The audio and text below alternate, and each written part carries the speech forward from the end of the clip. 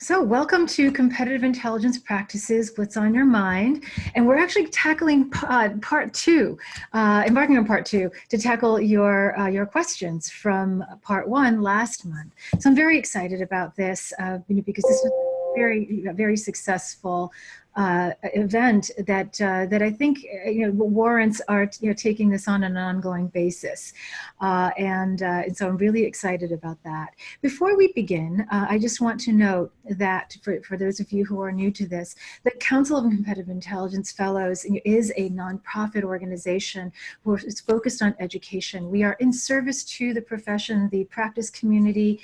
We are also in service to professionals as well.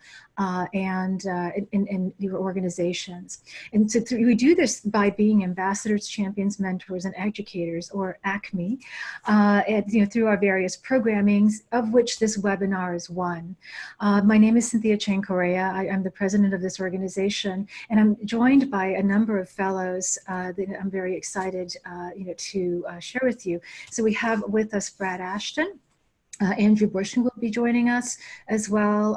August Jackson is also slated to join us. Clifford Calvizon, Louis Madureira, Ellen Naylor, and Elise Knuckles. And actually, I do see that some of them have already joined us here, and so I'm just going to to the conversation. And so with the format of this, for those of you who are new to this, is that this is a conversation. Our webinars are not presentations per se. There are many wonderful ones that are. So we leave people to do that. What we want to do here is to engage in conversations between one another, with you, to have you discuss issues as well, questions with each other, and that's really that's really, I think, the strength of this, in addition to the and occasionally we do have people presenting, but primarily we really want to focus on these conversations. So last month we embarked on basically a Q&A format, and that was such a success. We had an overflow of questions that we felt it was important to do this again. And in the future, we're likely going to structure this so that these questions are presented thematically. So we may have something like this, but focused on open source intel, or focused on analysis, and focused on design thinking, and so on. So that we can really roll up our sleeves and discuss, what our practices, the issues we're confronting, and what's on our minds. So please feel free, to share those today. And as I mentioned, there is a chat panel here. So for those of you who, need to engage without audio, please feel free to post there, and please feel free to share your own opinions, your own thoughts, perspectives on what we're discussing, because you're also experts too in what you do and where you do it. So we really do rely on the community in terms of sharing and building our practices, and you are a part of that. And with the chat too, if you've got any comments or questions that are a bit sensitive, you can feel free to just send it only to the panelists, and we won't name you, and if it is something that you want to share with the audience, there's also that mode as well. So please feel free, to use that as you need to. I'm so glad to see many familiar names, and so I do look forward to people sharing their thoughts as well. So without further ado, let's dive in. And I just want to share with you a little bit of a recap. That last month, we tackled some questions regarding the foresight skill sets and competitive intelligence, and how they dovetail and how they mesh. If you missed that, please feel free to go to our website and check out the recording. And so the link will be at the end of this session. Another is how can you tell if a job advertisement is CI related if it doesn't include CI or the word intelligence, and so that question was a topic of conversation, and we also really dived in, to talk about how CI plays in mergers and reorgs, not in support of them per se, but how do you manage those changes if you are an organization, if you are a team, that is in the midst of organizations, that are merging or undergoing reorg. And so please feel free to check those out as well. And I think we also wrapped it up too by talking about how we stay on top of developments within the field, and we can certainly talk about that again today. So as we continue, there are a lot of questions, and what we've done today is to organize them according to themes so that we can, tackle them more crisply and get through as many as possible. Now, some of you have posted questions a little bit later this morning. I'm aware that some questions came in, but we didn't have a chance to incorporate them into the deck. But no worries, because this is an ongoing series, and so we will tackle those, and there are some terrific ones as well. So let's get started. We've got the question saying the CI can come across as hard skill process driven, as a hard skills process driven outcome, they have the need to, they have this need, plan, research, analyze, storyboard, communicate, back, act, eat, sleep, repeat. It's a lot going on. What softer skills have people found to prick the emotional angle, and I love that phrase, with the most arrogant, too big to fail personalities? So we've got our fellows here who've joined us, and so let me just turn it over and see if anyone wants to tackle this, because I know many or all of you have. So any thoughts? This Cliff, I can jump in on this one. Yeah. I think, first of all, whoever wrote the question is a genius, because the concept of need, plan, research, analyze, storyboard, communicate, back, act, eat, sleep, and repeat. If I had to ever do that on a repetitive basis, I probably wouldn't last for a week. That is not the way CI works in practice, in my view. Each individual project is unique, and each project is different. The second part of the question, which I think is very interesting, which is where you refer to the most arrogant, too big to fail personalities. I have personal experience being a most arrogant, too big to fail person. As I've worked for about 17 or 18 years as a consumer of intelligence before being a producer. And so a couple of hints that I would suggest from the perspective of the client. One would be, get to know the client's business intimately, not just your overall business, but the portion of the business that they are responsible for, particularly if it's a technical kind of area, so that your communication with them is respected, that you speak their language. The second thing would be, get to know their decision-making style. Some people have a style where they just want one recommendation, others want a variety of options, and others want an upside, downside, most likely outcome for a recommendation. And each person, I think, makes decisions differently, and I think it's important to understand that. Another aspect would be, take a look at or ask around in your company about who is currently in his inner circle or her inner circle, who currently provides advice that is respected, and add them to your team when you're doing work on behalf of this individual. Because he or she may ask you, did you consult this expert? Did you consult that expert? Did you bring in all the resources that are available?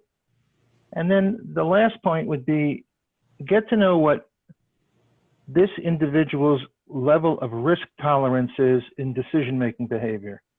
Is this a kind of a person who is normally considered a cowboy in the company and tries things that are outside the box, or the other extreme would be extremely conservative and never takes any risk? And the recommendations ought to be aligned with their decision-making style. Those are some thoughts. Terrific thoughts. Thank you, Cliff. And I love that you kicked this off, especially given your experience as a consumer of Intel as well. So I think that that perspective is particularly important and rather rare as well among practitioners. Anybody else would like to weigh in? And this goes for our attendees as well. Do you have experience dealing with this sort of thing? What has worked for you? Anyone? Hi, it's Ellen. And Hi, Ellen Naylor. Yes. Ellen Naylor. I'll start my video too. To be honest, I was having a little late breakfast as we started this meeting. It's been a busy morning. I hadn't had time to eat. Gotta eat, right? I love Cliff's answer. What I've noticed dealing with executives is you really need to learn, in addition to all the points he made, their communication style, how they like to be communicated with, and for what, and how. The important things, you know, when do you pick up the phone? When do you see them in person? When do you email them? When do you text them? To learn to know them well enough to know that is so important. And in addition to that, what is their communication style? How do they respond? You know, are they someone who something very terse and short is the way to be? Or, you know, are they a little more chatty? There's such a variety. And to remember that you're not dealing with a persona. We're so full of marketing personas these days, I could just puke. You're dealing with an individual. Yeah. Every individual is different. Treat them as a unique individual. They will appreciate that so much. And it's often enough when we're dealing with executives that maybe aren't that comfortable with them, whatever it is, we forget they're an individual just like you and me. And I've noticed by asking good questions and listening and listening and listening, I've gained more respect from executives than just about anything else by simply asking a question and shutting the hell up and letting them talk. And sometimes they'll talk for 20 minutes and they'll say, oh, that was such a great meeting. Well, it was for me too, because I learned a lot. Anyway. That's terrific. Thank you, Ellen. And we also have our other fellows weighing in via the chat. And so Elise says, you know, adding on to Cliff's responses, remember to be humble. You won't always be right, so be willing to openly receive feedback and build a stronger partnership to your stakeholders. Amen. I can absolutely agree with that. And I know that we do talk about humble humility among fellows when we have conversations among ourselves very often. You know, I think it's really one of the underlying drivers of success. August also echoes, he says, you know, great points. Cliff, you know, it's a fantastic, simple framework to evaluate unique attributes of each individual stakeholder, and recognizing Elise's point, as well as Ellen addressing the communication angle. And then Elise now is also talking about personality types. And absolutely, you know, I think oftentimes what Elise is getting at in her last comment too, you know, when she talks about data-oriented people wanting quant analysis and those are empathetic, will accept qualitative analysis, is spot on. And it speaks to something that's actually near and dear to me. What I'll add to this conversation, you know, is understanding our colleagues, our users' biases. You know, as rational as we all would like to think ourselves to be, we harbor those. And so understanding what types of biases we're each harboring can help us overcome some of these barriers. And it'll also help us penetrate some of these sort of personality issues. You know, sometimes they are personality, but it's at the same time, we see what we're able to see. And so if we can understand how people work and we use what we understand now about biases, you know, drawing on bias research and how to communicate, and building on what Ellen is saying, to make it more salient, to make it more resonant, you know, to speak to how people think. That is actually really important towards building a business case. Oftentimes when we're building business cases and trying to convince people, we're getting what we think is very rational without understanding that often our decisions aren't rational. We, according to Dan Kahneman et al., we use our rational brain oftentimes to support our split second system one thinking, and so tapping into that can, I think, be very, very powerful. So I urge you all to investigate that a little bit too, and understand how you might be able to incorporate that aspect to bolster your communication. So anyone else have any thoughts? Cynthia, I do, if you can hear me. Yes, Brad. Okay, if you could speak up a little bit, please. Okay, I will. I want to add, support the points that Cliff made and others, but I want to add one insight that has been beneficial to me in the past in dealing with managers and customers, and that is to, in addition to providing your results, your recommendations, your case, your evidence for what you're analyzing and what you're passing on, is to think about what the customer is going to do with your information to go forward within the company.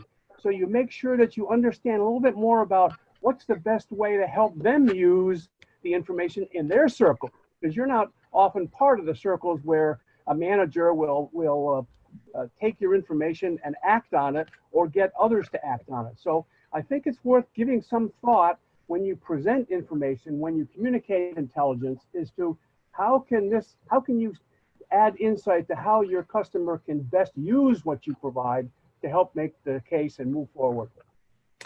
Absolutely, absolutely. And I think I really appreciate your adding that dimension to this. And I do want to make a note.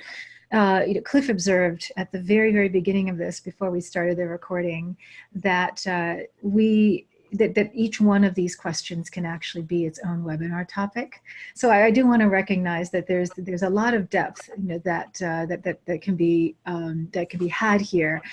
So if you do have anything to follow up, we can always follow up on social media when this is posted, and just stay in contact, because if something does resonate with you, put it in the chat or contact us, and we can also expand on this in the future. So yeah, terrific, thank you. And so to continue along this vein, let's move on to question 2, and then also the next slide. How have people used their work to influence their company's culture, if at all this is achievable? And then this is also related to your question 3, which is, can the great and the good assembled on the call share stories and what they did differently to transform the behaviors of their program's perceived stakeholders? CI needs evolves, stakeholders buy into the approach, it creates a great outcome. However, the next time around, stakeholders appear to have forgotten all that was good about the last project, and it feels like you're starting from scratch. So I see this as related. So who wants to tackle this first? Any thoughts? Well, I can tackle the being forgotten about and starting over again. Because one thing that we did, and I know this is a controversial potential statement, because there is a push at one point that newsletters and doing repetitive reporting on the competitive landscape is a dead and gone terrible thing to do. And I found it to be one of the most useful ways to keep the teams, the stakeholders engaged, remembering who we are, remembering what we do, and keeping the conversation going, because each piece of news that we shared with our stakeholders, which went to a very broad audience, had a recommendation or had an insight at the end of it. It wasn't just like, here's, X competitor did Y, and with nothing, no baseline, no interest to the actual organization. So by doing that, an engaged conversation, it kept people remembering what my team was doing.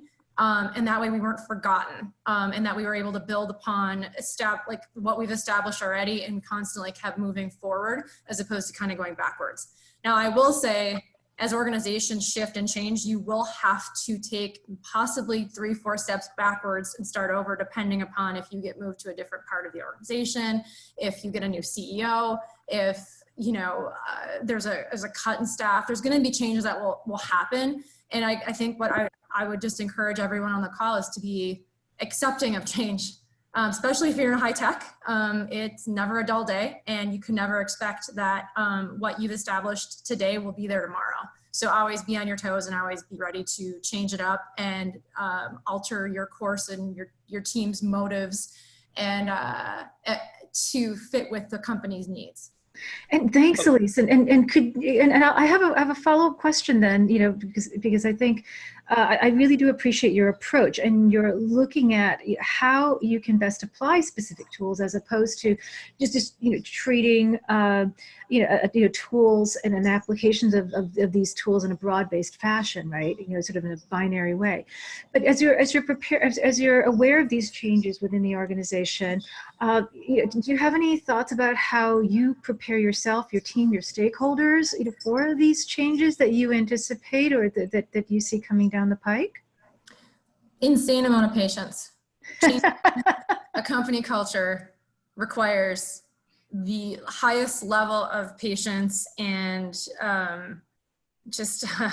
ability to just keep in persistence, I think, are the two words I would use. Got to realize it's going to take a long time to change culture and to change perceptions of people, especially if they've been embedded in their roles for too long, or if it's a larger organization.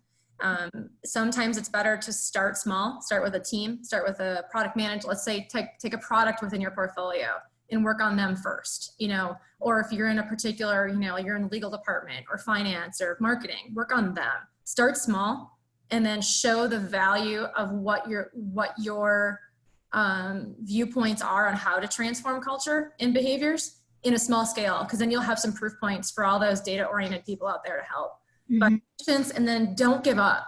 I spent 10.5 years at McAfee, and a lot of frustration just because we're all frustrated in our current roles, just because there's a lot of things we're trying to achieve, and you don't give up. That's one thing that I've learned through those 10 years there. Yeah, I want to speak up to support what Elise is saying here. One of the things that I found is really helpful when you're trying to make those cultural changes is to begin where the soil is fertile, for lack of a better analogy. When you're proposing something or you're presenting something, you'll have some prospective collaborators or stakeholders that are going to be, absolutely gung-ho about what you're proposing, and you're going to have some of those that are going to, say like no way, not me, never. And you can spend your time working with the people who are on board and gung-ho, or you can spend your time trying to grind down the people who are opposing you. And I've taken both.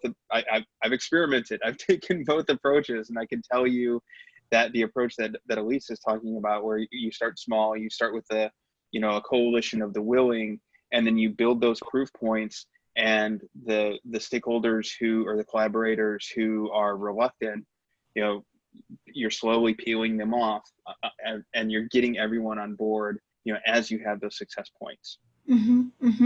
Yeah, and perhaps you can also speak to, thanks August, and perhaps you can also speak to the last part of this question, because it says here, however, next time around, stakeholder appears to have forgotten all that was good about the project. And so that tells me there's a communication, sort of internal marketing issue, but also a knowledge management issue, right? Because the knowledge and experience is not sticking around long enough, or at least it's not penetrating, the various types of distractions, that are often pummeling our users and stakeholders. So would you or anyone would like to speak on that? Well, a big question I have about that is whether or not that is the same stakeholders, and you're just dealing with somebody, or a set of stakeholders, or a corporate culture that just has such an embedded "what have you done for me lately" dynamic that as soon as you say something to them or give them something good, they've forgotten that, and it's on to the next thing. Or if it is kind of the scenario that Elise was talking about, where you've got a new, somebody in a new role, or some organizational change means, you've got somebody in who just hasn't experienced it before, or hasn't seen what you've done before. Because I think that, the situation, those two situations are very different, and how you handle those two situations are very different. I think Elise laid out a really great framework for the second situation, which I think is probably more common, certainly in my experience. And another thing you can do when you do have that new stakeholder come in, you can have that portfolio of work that you've done with other stakeholders and say, this is the kind of work we did for, the person who was in your role before this. This is the results of that. These are some of the reasons we chose to do it that way. and it's kind of a jumping off point to a conversation with the new stakeholder, and you get into some of the things. It's a great opportunity to bring up some of the things that Cliff had in his framework about understanding each stakeholder and their preferences and their approaches, and how they like to have intelligence presented to them. It's, you know, and that's kind of like a great point to have that conversation. Now, if it is somebody or a corporate culture that is, you know, what have you done for me lately? And that's just, you know, the model, that's something different. Maybe I'll hand it over to somebody else while we all think about how you might address that particular challenge. Right, right. And I think that for me, I tend to go to the bias, you know, the biases again, you know, to understand, you know, what really is the underlying driver behind that. You know, because on the surface, it may seem as if, you know, they're, you know, maybe being, you know, more, sort of biased towards the immediate, but there could be something else going on. Where even if it is a bias towards the immediate, you know, how can we then you take advantage of that bias, right, to continue, you know, to develop that relationship. And I'm glad you brought up Cliff's point again. It makes me wonder, to what extent do you or any of us, including the audience, map out our understanding of stakeholders? You know, creating a map of, you know, that coalition of the willing, and, you know, those, you know, who may be more resistant and so forth, and, you know, towards creating, you know, a plan that is more formalized or cohesive. Any thoughts about that? Do we formalize that, or is it really more of an organic approach that you just kind of keep it in your mind? You know, what the various types of styles and approaches that people have, you know, versus something that's more systematic, and through a map, then understanding where the gaps are and where you want to focus your energies. Do we tend to take it that far, or do we just tend to work on instinct or just more transactional relationships? August, I think. Personally, I tended to take a more informal approach, but I think there might be some growth potential for taking a formal approach, and it sounds like Cliff has a thought on that too. Yeah, I was just going to add, think about it from your stakeholders' perspective. There's always a pattern that gets established, and this is particularly true in large corporations, where if your clients are at a senior level, they may be going through a developmental stage in their careers, where if you follow the pattern of what they had done prior to moving into the current job, they may have worked in 3 or 4 other jobs before this, each one of which lasted about a year or 2. And it's apparent that they're, you know, the kind of people that are being groomed for future positions and are likely to only stay for a short period of time. So when you begin to work with them for the first time, think about their view of their tenure in the job. Is it going to be what they're going to do for the next 10 years, or is it going to be what they do for the next 6 months? If it's the next 6 months, they need a quick win of their own, as opposed to someone who this is their last career stop. The other comment I would have is when someone moves into a job that's new to them, but not new to you because you've serviced the previous incumbent. I always make it a practice, or made it a practice when I was in corporate life, to be the first person on their calendar at 9 o'clock on the first day on the job. And I would walk in the door and I'd come in with a list of the projects I had worked on for the prior person, and just started the conversation with, is this important to you? Is this not important to you? What new things are on your agenda for your objectives? Because that person will generally inherit the objectives of the predecessor, but may want to act on them in a different way. So the suggestion is try to always think from the client's perspective.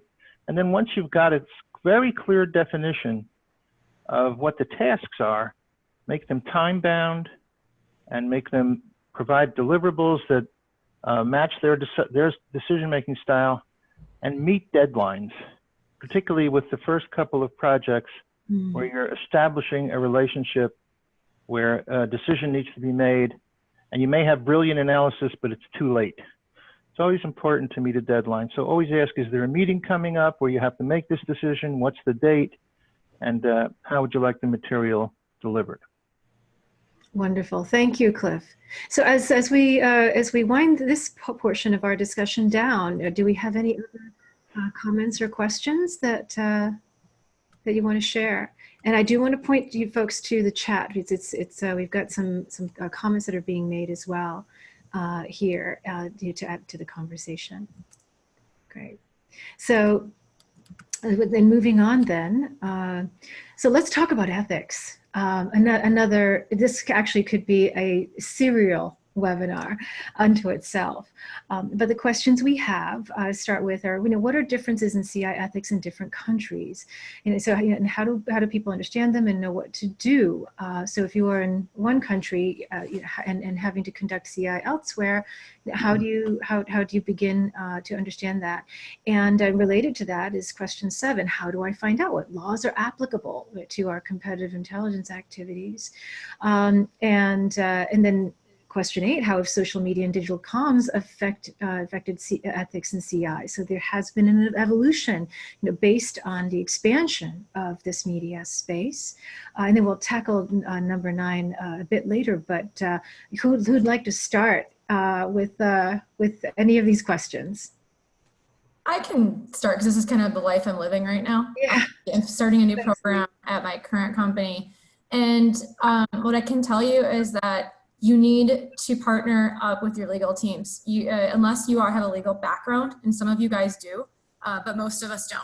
We do not have the chops to really wind through and figure out what laws make sense and what ethical principles are going to be applied to your company and your org. The reason why I say that is because every single organization I've talked to and I've worked at has a different risk profile. Some are willing to take massive risks because they feel like the risk to the law risk or the ethics risk is worth it for the value they're going to get for the intel they're going to collect from that activity. Whereas there are other organizations who are like, no, I don't care what the value of that is. It's not worth the risk of that, of breaking that rule or that law or that ethical principle. So as a CI professional, one huge mistake you can make is trying to do this by yourself. Yeah. Partner with your legal team, work with them in hand on developing a code of conduct. If you're new, it's a great way to start off a program. Even if you're an established program, it's never too late to start that. And don't be afraid of your legal teams. I've had some really great conversations with them. They want to partner with you. You want to have it's a good way to have fun conversation about what you want to do versus what they'll let you do. And you can use them. That's the value of having that particular function in your organization. And at least that proactivity too will likely save you from a lot of headaches down the line, right? Because you're not having to encounter the legal team, transactionally, as issues emerge, right? Because you're staying proactive, and you're helping to map out what the parameters are, and helping to understand where your organization is what I'm hearing. I do have a question though, because there is a difference between ethics and the law, right? Because they're not necessarily one and the same. So how do you work with, and others as well, how do you work with the legal team when it comes to ethical questions? Yeah, that's the exact same conversation. So that laws are changed by country. So that's something that they can help with. And those are pretty static by country. When it comes to ethics, that is where CI always walks on that gray line. We're always a little bit gray and fuzzy about where exactly do you fall. And that the legal team will tell you and will help you figure out where that line is. And the value, you hit the nail on the head with proactivity. By being proactive with the legal team, they highly appreciate that. They want people to come to them first before having to deal with an issue down the road. So being upfront. And the other reason why I think that they can help they really help solidify what you as your team is going to do within your organization and where your ethical boundaries are, is it helps you push back from requests that are darn well outside of the bounds. And you can go back and say, no, we have a code of conduct. That code of conduct is written by legal and we're not going to do this. And that way it's not you being the jerk saying, I'm not going to do something. It's you saying, no, we as an organization are not going to do this because it goes against our principles, our ethics, or whatnot.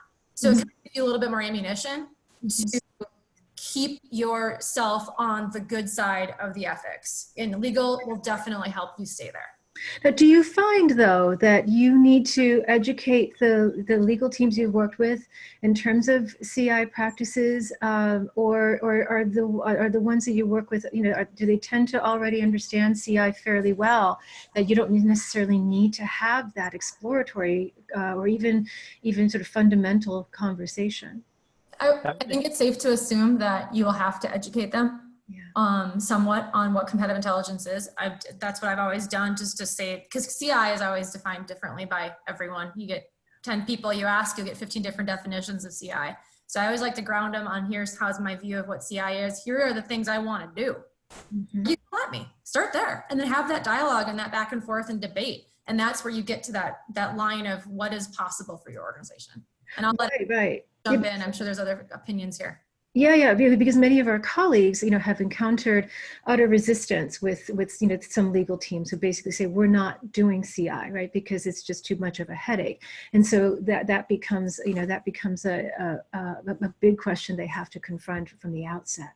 So yeah, thanks for your thoughts here, and let's turn this over to other fellows as well as the audience. So any other thoughts? And audience members, we have a small enough group that if you do want to speak, just feel free to ping me in the chat, and I'm happy to open up the channel. So yeah, any other thoughts you want to add to?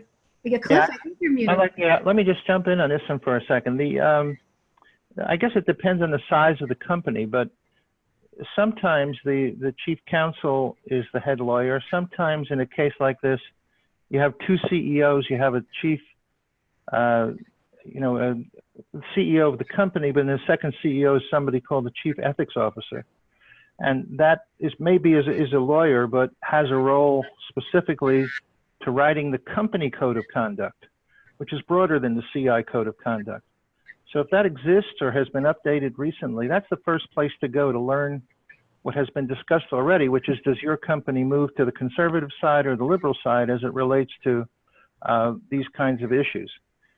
Secondly, is when you ultimately have to implement this in the field, you should have a separate CI code of conduct for collection activity primarily. And that code, I think Elise made this point, applies if you do business all over the world globally. So if you go into a country where there's a set of ethics that operate there, which are somewhat, shady as it relates to your company's code always is the one that should apply. It's more important than the local behavior in that country. You can always do the research in another country, which will follow the rules that your company has. And over the course of, I'd say about 20 years of doing this, I kept records on about 1,500 intelligence projects we did. And I can tell you that there were 28 cases where I got a call from an agency that I had hired to do some research work in the field, where they had reached a point where asking the next question was gray area, and they needed to get guidance before they moved. And I always told the agency before they started that they were acting as a extension of our own staff. It was almost as if they had to follow the same rules that our company would if we were doing the work directly. When those questions came in, if I didn't have an answer as the head of the CI department, I went immediately to the chief ethics officer and gave them the specifics of that case, asked for a judgment, and then went back to the field and said, here's the decision on how we're gonna go with this one, because you can never anticipate everything. So don't think that even if you have operating rules, every single case you'll face in the future will be easily fitting into the rules. Use your best judgment and hold off on taking the next step on a project if you feel there's risk, and get legal advice before you act. Excellent. And what I'm hearing, and then this is the approach, sort of the bottom line of the approach that I take when it comes to CI across different geographies and cultures, is that you always go with the most conservative, right? So if your organization has more conservative code of ethics than the geography in which you're working, you go with the organization. At the same time, if your organization has a more expansive ethical policy than where you're working locally, go with what's going on locally, because those are the values that you're going to be judged by. And so I don't think that it's just less risk all around, right? So if you're confronted with, those kinds of questions as you're trying to negotiate various geographies, you consider, which is the most conservative, because it's all about that golden rule, or whether or not you want to be on the front page of the New York Times, right? Principle, or their equivalent of the New York Times. So, so I think that's always a sort of a good litmus test if you don't think about it in a more detailed way. Any other thoughts? I have a comment, Cynthia. Yeah, Brad. I want to reinforce Cliff's point about work that you hire from others. Yeah. I'm sure it will be almost self-evident that when you sign a contract with another organization to do collection work for you, you need to have a discussion about ethical practices and what's acceptable and what's not. And that even should be part of the contract that you sign with another organization to make sure it's clear. What was interesting about Cliff's point is one of his contractors approached him with a question about ethics. And that doesn't always happen. But it was really nice to set up an expectation with organizations that you hire that when ethical issues come up, make sure they come back to you and ask for clarification and guidance. Yes, Brad, and it would make sense too, if you do have a set of codes, that you share it with your contractor and have them sign off that they understand and will abide by that too, right? That's right. Yeah, excellent points. Yeah, anyone else have any thoughts about CI and different? Yes. Yeah, I've actually got a lot of thoughts, really echoing and building on everything that Elise, Cliff, and Brad have talked about here. So many places I could begin. Right. I'll start with the idea of having a code of competitive intelligence conduct. When I was at EY, we had a very well-established code, and it referenced the SCIP code of ethics, and as you might imagine, an accounting firm like Ernst & Young has its own code of ethics as well that was referenced in that document. With EY's permission, I took that into my new role as the beginning point and the basis for our own competitive intelligence code of conduct. As part of that code, bringing back around to the third-party research effort, it speaks specifically to that topic. Any third parties that are hired to do market and competitive intelligence on my company's behalf do it at my behest as the leader of market and competitive intelligence, or whoever might succeed me in that role. They are required as part of the contract to recognize and acknowledge and adhere to the code in its entirety. And it speaks to a number of those ethical topics, including if you encounter an ethical conundrum that this code does not address specifically, here's what you do. And the experience that Cliff had, that's a really good vendor that comes back and asks when they encounter something like that. So, really well done.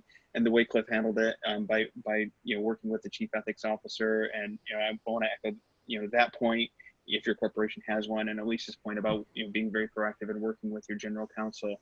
And that's a very important relationship for a market and competitive intelligence team to have. And, I absolutely endorse endorse those points. Terrific. Thank you. And Andrew, I think you just unmuted yourself, so I'd like to open it up to you too. Yeah, no, thank you, Cynthia. I'm not going to labor on what people have sort of answered in relation to that. I adhere to all of that and have done so similarly. I was going to move the agenda on to the whole sort of social media element. And I don't think that the ethics from our use of enterprise-wide social listening has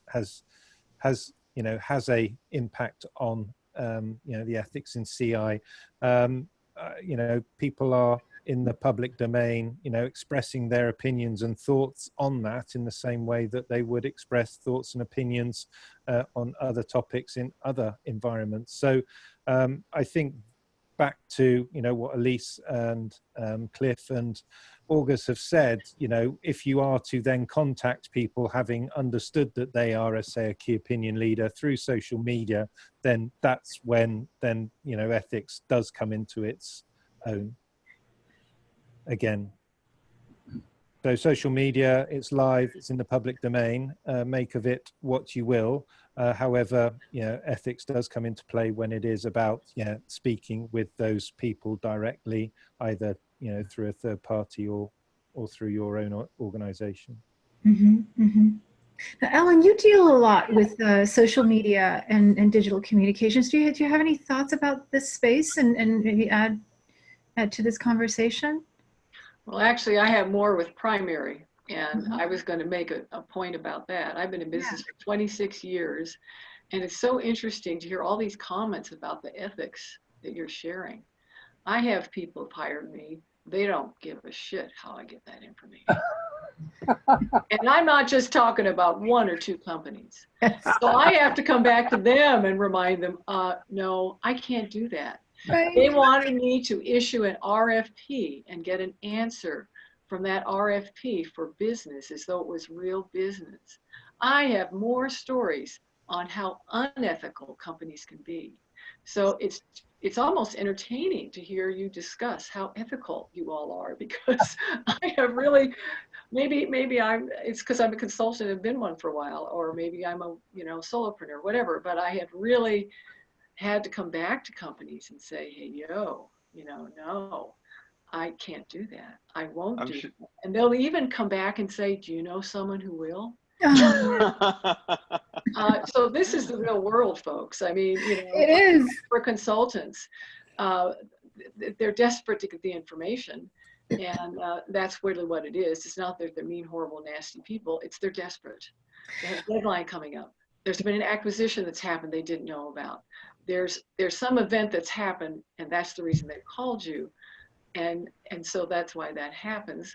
And you can then have a discussion with them once they calm down, and you can go approach this ethically and do it. But it's very interesting to me to hear about the New York Times, the cover on the New York Times. These people couldn't care less about this kind of stuff.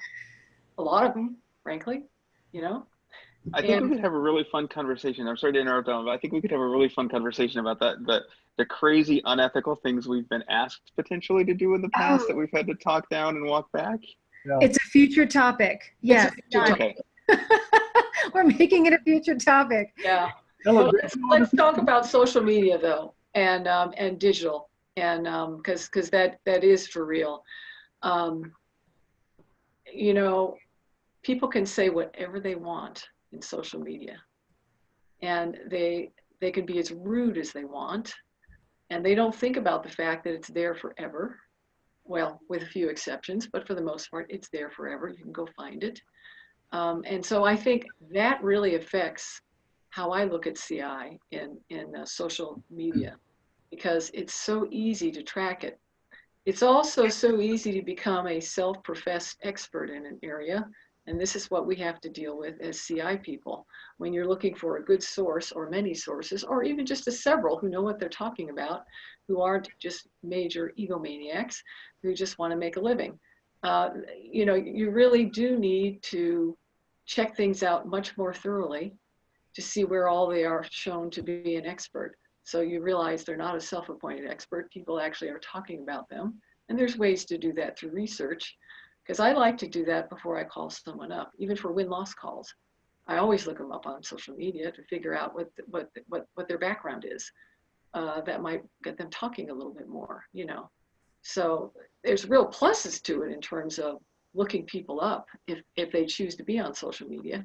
And not everybody does. We all assume they do until you get a project where you're talking with IT people, for example, like I am now. A whole bunch of them are on social media. They don't care about social media. LinkedIn, what's that? Link me to the closest network. Digital. This raises an important question, Ellen, because I have seen with the rise of social media and digital communication, that it depersonalizes our interactions as well, as you and others have alluded to. That depersonalization also means too that I think the barriers to bad behaviors or unethical or questionable behavior also is lowered. So for example, you have people who might not pretext on the phone. You won't cold call somebody in pretext. But you will join social media and pretend you're something you're not in order to basically ingratiate yourself with a group and then collect that way. And so those are some very serious questions, because obviously there's a law enforcement has their practices in that as well, and then they have set specific boundaries about what they cannot, will not do, and also government intelligence also has that. But in CI, we really haven't drawn the parameters around that very much. It tends to be an extension of the traditional pretexting, but people make that an assumption, right, that you understand that, as opposed to saying, okay, this applies to social media. So it becomes more of an open question. So any thoughts about how our ethical behaviors change in social media versus the more traditional approaches of collection and engagement? I think it's a broader individual choice as to, what your relationship is with social media. And I think that's an individual choice. If you're comfortable claiming to be somebody else on it, I'm not very comfortable at all doing that, and proceed not to do that. And the real person behind the social media. So, yeah, it doesn't wash with me, I'm afraid. Yeah, same here.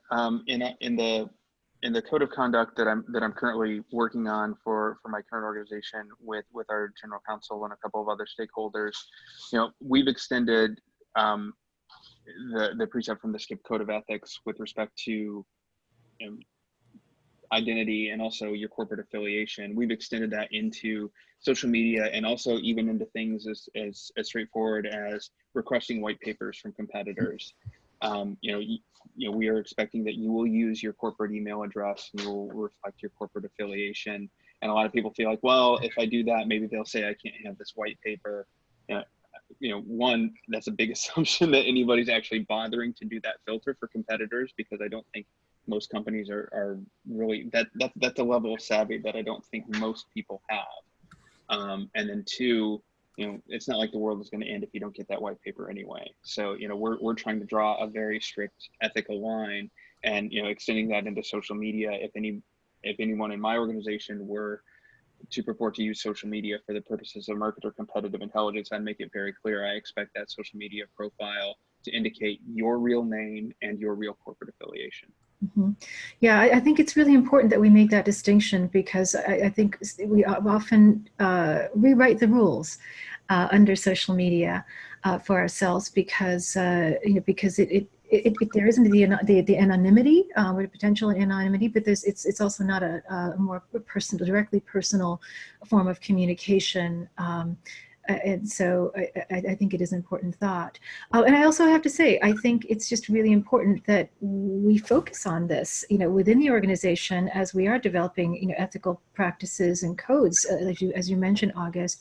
And I think it's just, it's important, to understand the culture of social media as well, as we do this, just as with question number 6, the differences in CI ethics in different countries, that we can't make assumptions about those countries or those digital platforms and so forth. It's really important that that we have experience in those, or that we talk to people who are experienced in those, so we can avoid the pitfalls. So, for example, if I'm going to be practicing CI in another country, I want to talk to a native. I don't want to assume what it's like to practice CI, or how CI might be viewed ethically or legally. And I think same goes for the digital domains as well. I think it's important to talk to digital natives and understand, what the types of norms that are out there, but also, how people might receive our behaviors, from a CI standpoint, and what some of those, parameters, could or should be. So, yeah, any other thoughts on that? I just want to add one thing, maybe as a reference. Recently, I think Cynthia sent out a note about something that you put up on the website, the CI Fellows website, that I had published several years ago, called Conducting Intelligence Ethically. And it goes through a whole series of these principles, also relates to protecting intellectual property and the distinction between trademarks and IP, et cetera, from a counterintelligence perspective. And also there's a piece that I added onto it, which is more recent.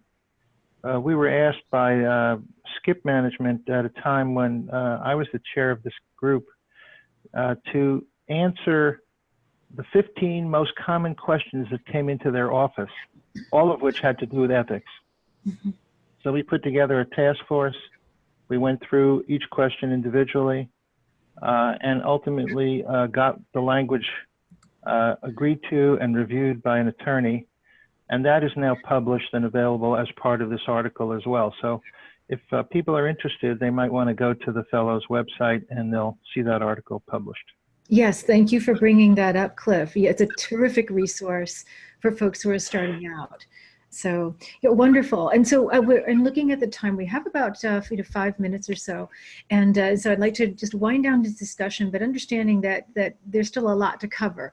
So this won't be the end for these discussions. And I think for question number 9, that probably warrants its own discussion when we're talking about CI techniques and tactics. And so, because especially now with deep fakes and synthetic media out there, that's a whole different bag. And we will address that in a future webinar as well. So let's just move on to this set of questions, and I'm just going to keep this. This is sort of be the lightning round, because we're really talking about any books you'd recommend, any techniques and so forth. Favorite tools, education. So who wants to tackle which question? What's top of mind? And this will be a recurring set of questions as well, for very obvious reasons. But any thoughts about books, for example, to start with? Can't go wrong with a Fleischer and Ben Susan topic, or the specifics from Ellen Naylor on win-loss. Yes, I wholly agree, Andrew. Andrew stole my answers.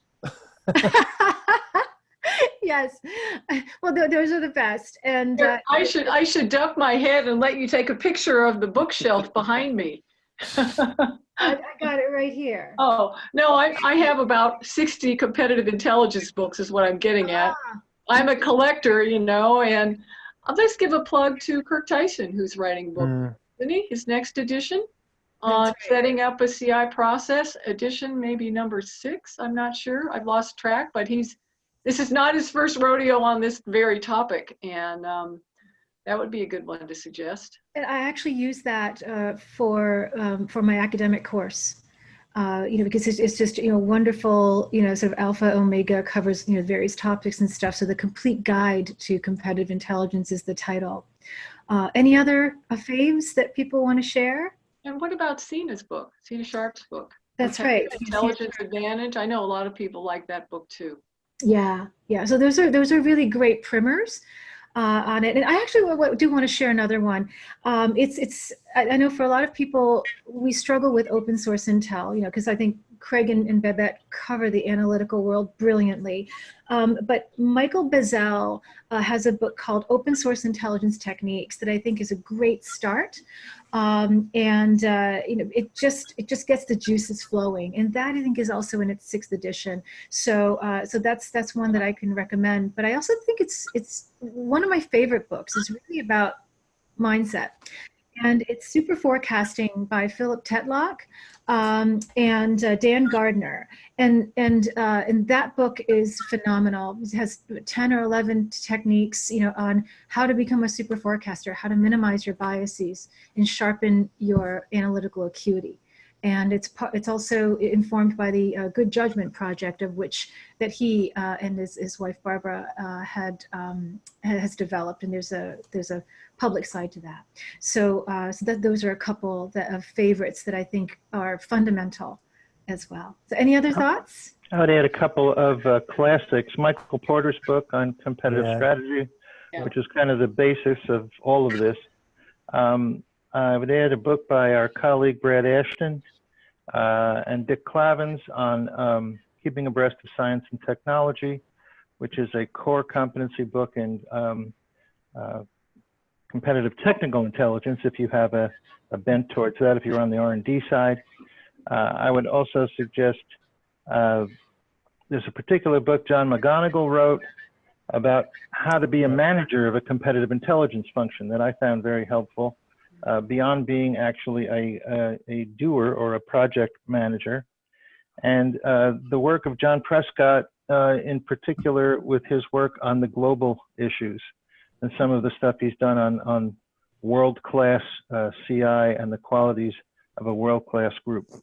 Excellent, wonderful. And Karen Walker is also suggesting A Critical Thinking for Strategic Intelligence by Catherine Fearson and Randolph Fearson. Yep. And Lori Pelnis is basically saying a webinar on favorite tools would be great, and I wholly agree. So, so as we wrap this up, oh, and actually, I'm sorry, we have somebody who's raised his hand, and so I'm not sure that I'm able to get to that right now.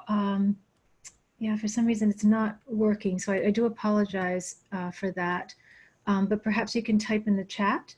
But yeah, so we'll certainly tackle more of these, because there's also tools and techniques and software platforms, as you can see here. So this is a very, very rich topic, and I think it certainly warrants its own webinar as well. So. So as we wind down, I just want to we'll advance this and thank you all for participating. I just want to mention that the recordings are available on the CI Fellows website, as you see here. And if you want to stay on top of our webinars and developments, please send an email to acme@cifellows.com. Our next webinar is slated for October 30th. And we'll announce the topic, but it's likely going to be the same format but focused on a specific theme this time. So thank you all very much for your questions, for your inputs, and just for your attention. We will post any new announcements also on our social media. So please stay tuned. Check out the CI Fellows on Twitter, as well as join our community group on LinkedIn. So thank you very much, all of you, and we look forward to seeing you on social media and also next month. So thanks, everybody. Great discussion. Thank you. And yeah, thanks for all your contributions, everyone. Yeah, it was good.